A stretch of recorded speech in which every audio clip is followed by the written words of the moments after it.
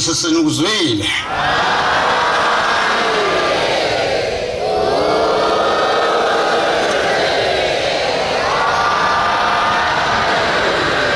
Sizophatha inkonzo yeSabatha lasemini ngesihlabelelo 31. Ngizocela umvangeli ubiyela wasemlazi ubasihola azohlabelela inkosi zimbusiswe.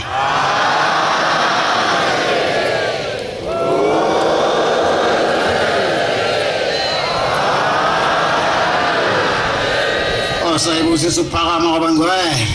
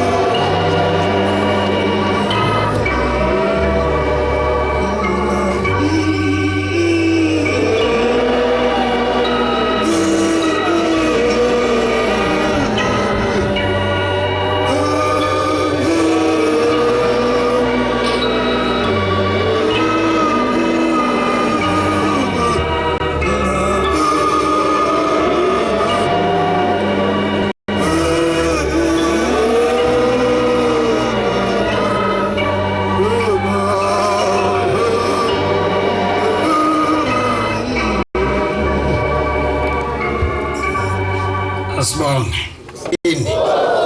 uNkulunkulu awukhokho bethu. Baba ngibika nabo abantwana bakho sebefika emaphethelweni alomhlangano omkhulu kangaka bezobuyela emakhaya. Sicela ke Nkosi ukuthi laba abahamba namhlanje bavikele ingozini zomgwaqo baze bafike emakhaya bephephile. Sibacelele inhlanhla ke baba konke abakuzamayo ukuba baphumelele. Sicela baba labo abafundayo baphase ezikoleni. Labo baba bafuna imendo ubaningi. Abafuna ukugana baba bapha amandla okulobola. Laba Nkosi abanamatekisi sicela Nkosi amatekisi abande kodwa kuphela ukubulalana kwalaba bantu. Sicelela abalimi bakithi baba isivuno esihle. Labo baba abafuya inkomo beyidayisa baba inkomo zabazande. Konke lokhu sicela ngesandla somprofeti omkhulu Shembe manje kuze kube phakathi. Amen.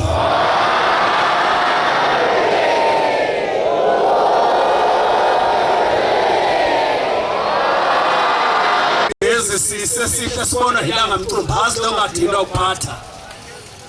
Nesolo bephethe namhlanje usaphethe nakusasa bephethe. Okasale libaleke ngekwena kuba iphathele nkosasana ngeke nasamandla labantu. Okasale tsasawo ngoba amagabho ofika iphathe nkosasana nasalamandla labantu abazalutho. Okasale the hoye maheyeno ofika iphathe nkosasana sungile ndodana nasalamandla labantu abazalutho. Watheke mina mthandeni ofika iphathe nkosasana qabasana nabantu abazalutho. Watheke mina mgogodo ngafaka ofika iphathe nkosasana sisikele nasalamandla labantu abazalutho. Watheke mina igqumeni ofika iphathe nkosasana sizizwa salamandla labantu abazalutho. Watheke mina ekhala amangwana ofika iphathe nkosasana hlongana salamandla labantu abazalutho. Watheke mina umhlahlandlela ofika iphathe nkosasana zimaka salamandla labantu abazalutho. Watheke mina kazenjani ofika iphathe nkosasana wahlambini yasalamandla labantu abazalutho.